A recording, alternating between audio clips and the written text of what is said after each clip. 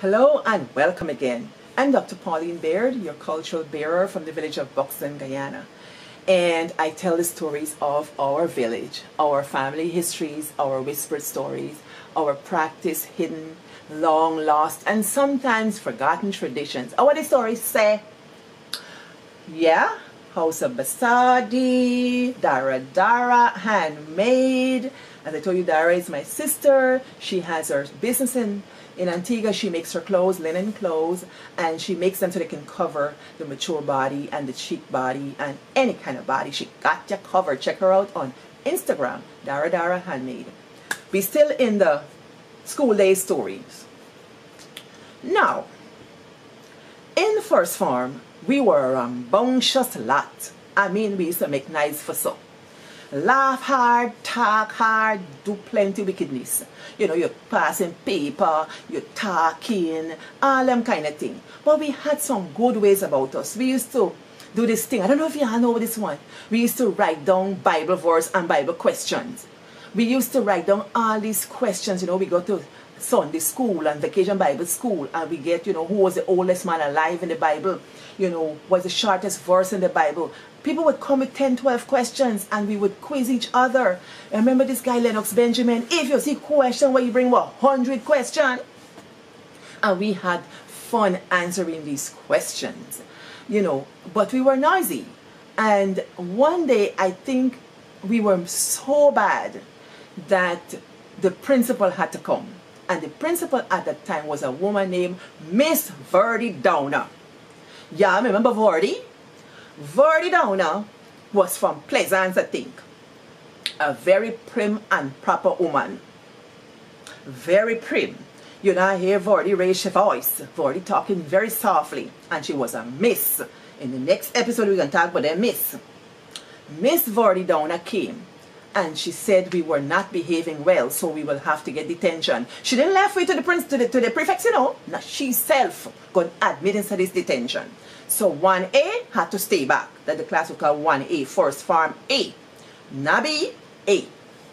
So we got to stay back. So we stay up there and you know, school over, everybody got to go home. In our class, you had East Indian children. They live in Strathspey and Enterprise and Enmore. They got to stay back too, you know. We got children living in Pleasance and BV, neighboring villages. Annandale, neighboring villages. They all got to stay back.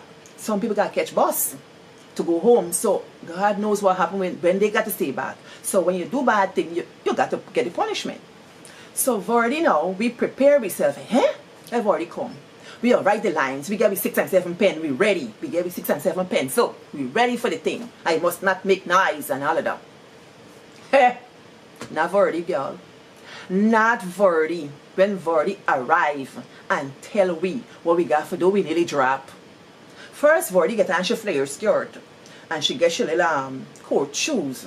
You know, with a little heel, little cotton heel. And she step in so. And she come in front of the class. Good afternoon, students. Good afternoon, Miss Downer. We got manners, you know, Miss Downer. She said, okay. And she started to write on the board. Yeah, write on the board. And then she say, we must memorize what she write on the board. Well, I look a story that the first detention me no get memorization. To this day, I can't process what Verdi gave us to write. I'm going to read it for y'all because I don't know the thing to good by heart, but I'm supposed to know it by heart because of memorization. But the thing had no rhyme or reason. I couldn't connect the meaning for it to make sense for me to understand and keep it in my brain. I learned poetry in high school and elementary school. I could recite, but you see this thing I've already given you? Me happen to find it on the internet last night because this thing been in my mind for years. Me trying to remember what is verse. Luke 2:29, me think it is, and I got it on my computer. It said, Lord, now lettest thou thy servant depart in peace, according to thy word.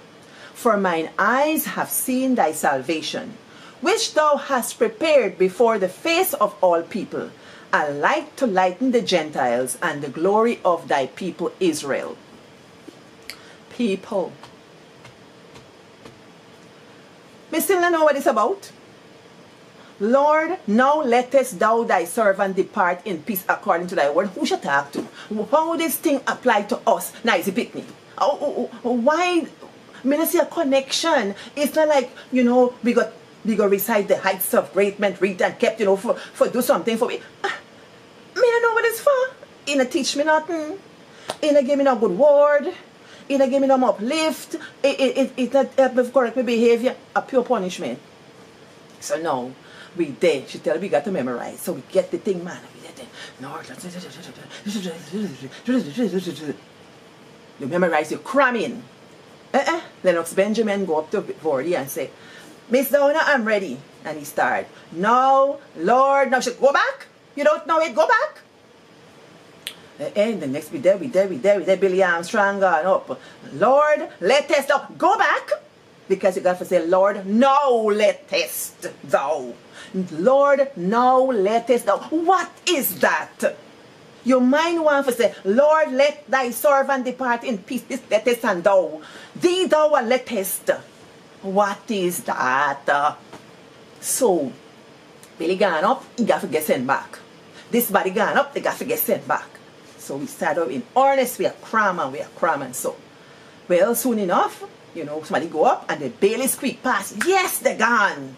Yes, they're gone. And let's say the detention class was 23 students. You know, 19 left. You know, 14 left. 15 left. You know, 10 left. You get anxious because 4 o'clock a come, you know, and you're then they're trying for cram. Is what I've already do to me. When you get through, you're gone. Well, obviously, I live to tell the tale. I'm still not in the school there, still on with Panvori for let me go. Me must have been able to say it right and she let me out. Well, that is how they used to do it back in the day. It was a unique punishment. It got my attention. But I could not to this day, I still can't to this day, reconcile memorizing the text and something beneficial for my life. When I taught in Palau, I exercised something called disciplining with love and logic. I made sure that the discipline had logics. Now let us say you broke a door. I'm not making you write lines for no door. If you break a door needs to be fixed. You know?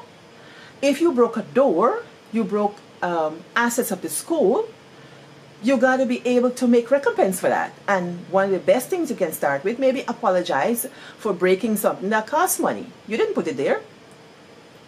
And you got to figure out how you're going to fix your problem. First of all, you got to take time to figure out that you don't have a problem. Because if you're going to walk up to a door and just break the door for nothing at all, that means you got some issues. And so I would have students figure out their problems and then tell me, what is it going on? We have a friendly chit-chat. It's not you know, what do you call it? A punishment to say that it's vindictive or punitive, you know. That I'm just going to punish you for punishing's sake. No. We have to sit down, we have to talk about it. As an administrator, you know, because I want this young person, when they leave, they're able to exercise a certain kind of behavior in society. Because schools mustn't do what prisons do. You know, schools must do what schools do. And so education can make a person be their best selves, hopefully. So students will have to tell me, well, you know, how you can make recompense for your behavior. And they might say, okay, I'm just going to buy the door back. I'm like, okay, yeah, well, where do you work? And then they're like, I don't work. I said, that's right. So how is it you're going to pay for a door? Well, I'm going to ask my mom. I said, whoa, whoa, whoa, whoa. Your mom broke this door? No. But my mom have a job. I said, oh, she got a job to fix door for you. Or she got a job so she can help you get an education. Well, everybody began to get sober. Oh, okay. Yeah.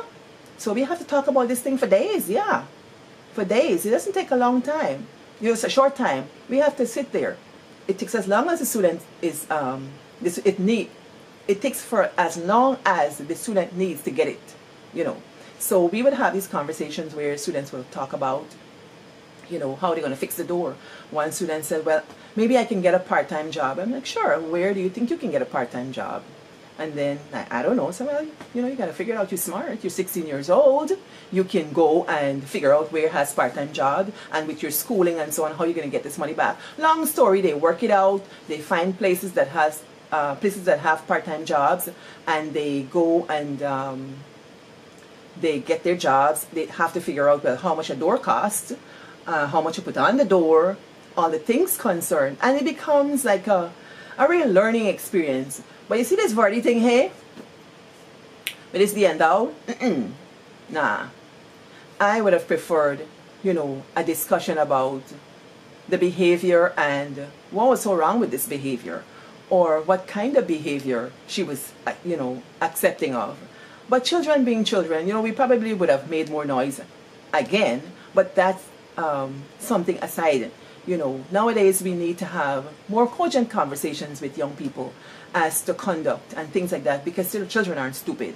We are raising children for to be the future generations. You want negotiators, you want thinkers, you want critical thinkers, you want people who are going to enact policies, you want people who are going to be leaders, people who are going to be followers, people who act with good sense in the head. That's what we're looking for. So, if y'all had these encounters, let me talk this story. Before I go, let me show you one thing. Newest book on the market on Amazon, Encounters, Afro-Caribbean Proverbs, and 1 Dutty Bill Dam. This book, I wrote this book with love. It's a collection of African Caribbean proverbs, and it is meant to have you write your stories. Many of you have said to me, I want to write my stories. I don't know how to start. Well, here you got to start. You got a book, right? And here how you write it. This one is called Laffy Laffy Gal, Easy for Dodo. Laffy Laffy Gal, Easy for Dodo. August 15, 2020. In early childhood, I used to giggle a lot. It was my go-to response to anything my mother said, and she hated it. Girl, stop. You better stop laughing. I didn't. I continued my mirthful ways, even in school, much to my older sister's consternation. Bonnie, my sister, would go home and tell my mother that I was always laughing with the boys. One day, my mother had had enough. She said, you go on with that laughing. Listen to me. Laffy, laffy, gal, easy for dodo. I didn't understand what she meant, but I knew it was not a compliment. When my grandmother said, stop the nonsense, what's chopping to tell the girl? She didn't understand. I was very close to my grandmother Bertha, and she and I had a bond that surpassed my mother's. Later that day, when my grandmother found some time, she said to me, do you know what your mother meant? No, I said. My grandmother simply said, when you laugh too much with boys, they will lead you astray. I doubted her because I knew that wasn't something I would ever do. Being led astray to my mind meant that you go with others where they told you to go. And I was not that kind of girl. By the way, I attended primary school in the city, some 12 miles away from the village. Being that far away was always a concern for my parents. So I told my grandmother, Bertha, I don't go anywhere. I come home straight after school. I wasn't the kind to follow boys and going astray and straying about the place. To my mind, straying was synonymous to the pastime of animals like stray cat and stray cow. They were always wandering around the village streets in Buxton. But my grandmother said, listen to me, child, she means that boys will take advantage of you. She did not have to say any more. I read between the lines. That day, I learned the meaning of the proverb and more. I learned that my smile and giggles and laughter threatened the safety of my femaleness. I stopped laughing. To this day, I wear a serious face. This warning is meant to protect women and girls. There is no such proverb for men and boys. It is a real tragedy when a girl child must grow up to guard or muzzle her mirth to protect herself from being perceived as easy from a very young age.